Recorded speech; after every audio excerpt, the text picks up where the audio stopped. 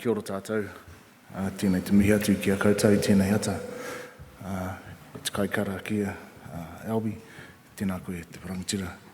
I'd like to acknowledge our chairs that are here as well, Moira from Rongo Whakaata, and also our absent chairs, Uncle Selwyn and Angus Narangiaue and Penny Brown,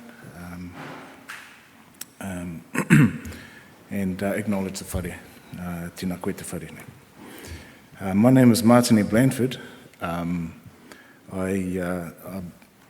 little bit about myself. I come from Muriwai, and I work in the forest industry. I currently chair the Tairāwhiti Forest Trust. Gosh, can't see you.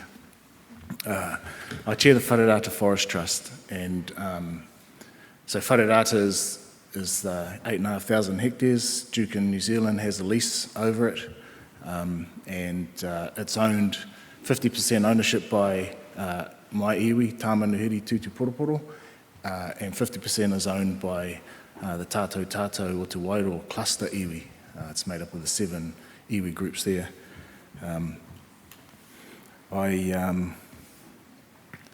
As I said, I work in forestry, have done most of my professional life. I started in the pruning gangs up in the Whareatas, and then from there I went to university, did the forestry degree, and have worked in corporate and consultancies around Gisborne and Coromandel since. And then just more recently we've started our own business with my wife, who's just left. She's on a course. But that's a bit about me. A little bit about Whareata. This is the location of it. This has been taken from the Tūtu Poroporo, the Ngāi Tāmanuhiri, so the boundaries show the Ngāi Tāmanuhiri boundary at Paritū there. And the green is the Whareata block. It's previous to the Ngāi Tāmanuhiri settlement in 2012, it was owned by the government and under a Crown Forest lease with Dukin. Then when Ngāi Tāmanuhiri settled and took over ownership, we took over ownership of the land, and Dukin's lease effectively expired. So each year, since 2012, Dukin has had to apply for an extension of their lease. So, to replant the area that's been harvested. So this is a picture of our board of directors. That's me and Tina Porau in the centre there. Prior to our Tātou Tātou whānau settling, we had 2 Crown-appointed directors, and they're in the background there, Judith Stanway and Bridget MacArthur. We're standing up in Whareata in the airstrip, looking over a block that was full of mānuka, just trying to get a feel for whether mānuka was a suitable alternative up there. As far as the forest goes, Whareata, we got a land use report done by Chandler Fraser Keating in 2016, just to see whether actually forestry is the best suit for the land, and it needs a level of cover because of the steepness, because of the skeletal nature of the soils. And so, we're committed to maintaining a forest cover in Whareata. So if I can just sort of briefly touch on the key principles that guide us as a board. Just to clarify, our iwi, along with our Tātou Tātou iwi, are fisher iwis. And so we're completely aware of the fact that whatever activities we allow or practice on our land will have a direct impact on our fishery. And so we're really careful to be considerate in our decision making. The other things are our tikanga around mātauranga, so it's trying to increase our understanding of our resource. Our roles as kaitiaki, and I understand Tina covered that quite well yesterday. Our whanaungatanga, so our family relationships to the land as well as to our whānau in Wairoa, and manaakitanga. Our responsibility as owners of that land is to, as Albi was saying this morning, the whānau have a manaaki responsibility to provide. And so we view ourselves as tangata whenua, having a responsibility to provide. So our resource has to be able to provide. And the last point there is this mana whenua. You know, we respect the fact that the mana whenua resides with us, and so we're cognizant of the fact that all land use decision making will flow back to us as mana whenua.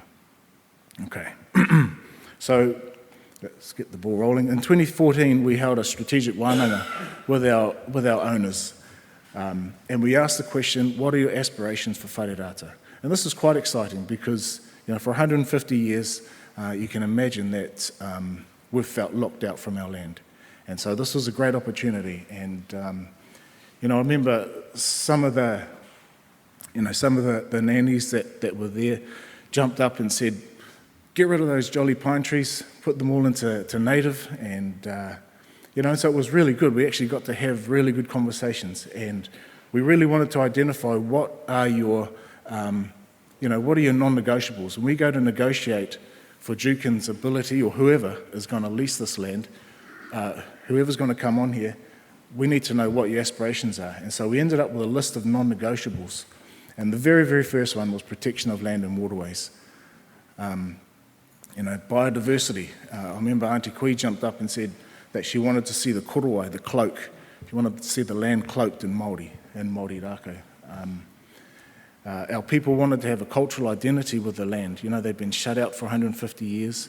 One or two of the roads were named after some of our tupuna, but they wanted everyone to know that when you're crossing through whare rata, this is our land, and anyone who works on there, this is our land. And they wanted to have access for other things. Our auntie said, we want meaningful employment. We're sick of our people just being the ones on the chainsaws. We want to see them in the trucks and making the decisions. And then finally, they wanted to see a fair and reasonable return. And I think it's quite interesting that in terms of their values for the land, a fair and reasonable return was the least important.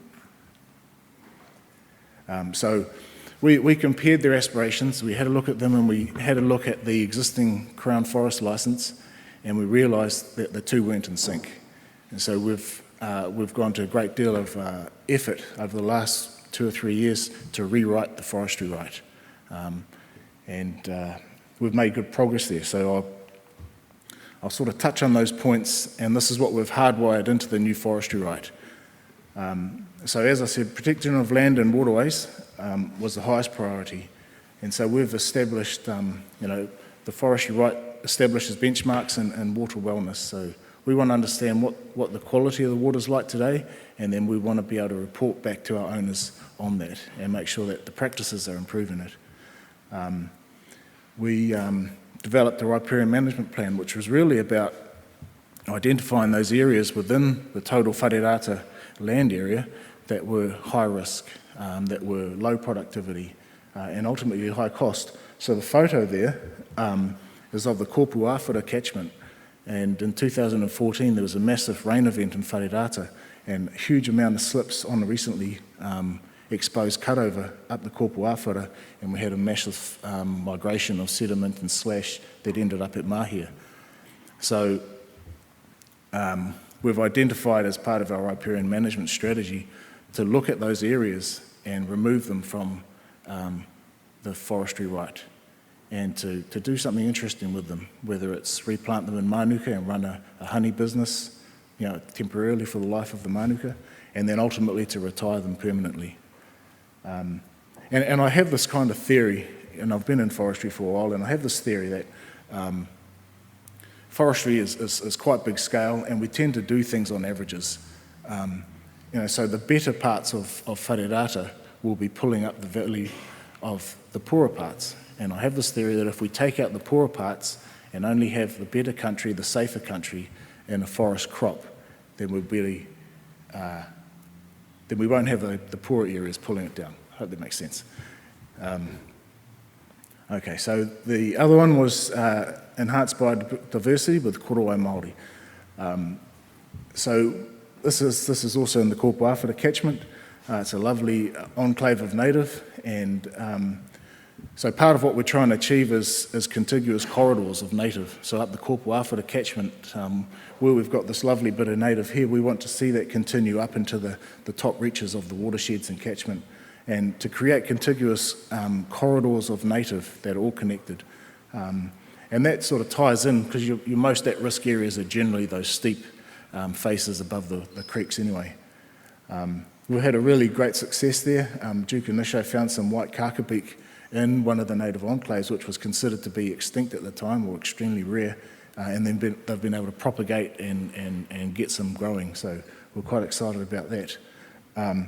This particular spot here, I took Mike Burton, he's a beekeeper from Gisborne, and he said that his best Manuka honey comes out of this particular spot.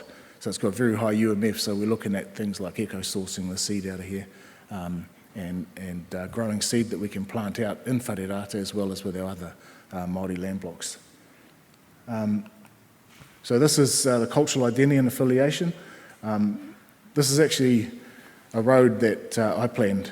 I do harvest planning, and so I planned this road, and I asked whether Jukin would be open to naming the roads after our ancestors who had worked in Wharirata. So this is the first one. This is Mahu Road, Uncle Bubs. He passed away a couple of years ago, but this was into 1964 standard Douglas fir that I know he was around planting during that time. So it's pretty cool to be able to have that. We also developed a Wāhi Tapu management plan, which was really, because in Wharirata, there's only 4 recorded archaeological sites, which is interesting because you cross the invisible fence into Whareongonga, and there's literally hundreds of pā and koroi and urupā and all sorts, and pits. And Uncle John Rue was the OC in Wharirata in 1963, and I was having to talk to him about it, and he said he remembers, because my grandfather was his planter, he said, I remember your grandfather used to plant up to a spot and then he'd walk around it and carry on planting. And so what that says to me is we've got a knowledge gap of what sites exist. So we've developed a Wāhi Tapu management plan, which is to post-harvest, once the wood's been pulled and the duff layer has been lifted off or scraped back, we have an opportunity to go in and assess those sites, look for any cultural sites, and then come up with a management plan around the replant for a setback. And also prior to any earthworks going on, we have the opportunity, because once the diggers go through, it's gone. The other thing that we've done is we've helped our hunting club, so we've developed a whānau hunting club, so Tāmanuhiri has their own kaitiaki club, and our Wairoa club are just starting to sort of get into that place as well. So they've been given, as of this season actually, they've been given exclusive access to their land for hunting.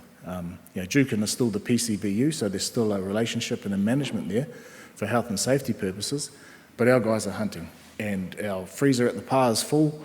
Every time there's a tangi, we've got plenty, and so it's coming back. It's great. So this is the other non-negotiable, was about having meaningful business and employment opportunities. This is my brother's, my brother and his son, my nephew, Mahana Stone. Initially we were all bushmen, working, pruning and what have you, and Mahana and Tom have sort of diversified into cartage and transporting. But they started the cartage business in Wharirata through Jukin. An opportunity was made available to them, they invested in trucks, and it's grown from there. And that's something that we want to hardwire into the new forestry right. We're also pushing hard to have education grants and cadetships in place as part of it. And then the fair and reasonable return. We understand that all of these expectations and aspirations come at a cost. And we've actually wānangad with Jukin through this whole process and sort of firmed up, said to them, this is our aspiration. What does this look like for you guys? And how does it actually fit? And, so we've actually had good conversations all the way through. It hasn't been we'll go in the back room and do it by ourselves. And for us, as the landowner, if we want to improve, the economic return to our owners, we're looking at where we can do that. So certainly the alternative businesses, the Mānuka honey, that's of course been a given. But we're interested in things like the Māori Forestry Collective, and what sort of economies of scale that can bring us. Investing in other land blocks, putting them into trees, and then having the carbon income as well from that. And investing in the trees on Wharirata, so becoming not only just a landowner, but a tree owner in Wharirata at some scale, and having a level of control over the business as well. So I guess the key points for us is that we've gone into this business, this forestry business, led by principles, not just by the creation of wealth. And as I said, I've been in forestry all of my professional life, and I think this is actually quite a contrast when we have this principles-led, and the mana whenua of the people who own the land are actually leading how you will operate on our land, as opposed to we're the forestry company and we'll tell you what we'll do. And it's been a real great change. Our perspective is certainly very long term. It's been said that forestry companies can, or whoever is on our land, have always got the opportunity or the option to pack up and go somewhere else. But we're tangata whenua, we've got nowhere else to go. So our perspective is certainly much longer term than just the rotation. And we believe that if we look after our land, if we have these values leading us, that over the long term, the entire wharirata will continue to be profitable. And just the last thing, it's empowerment to the people. Our people are now in a position where they're making decisions on their land. That's me. Kia ora.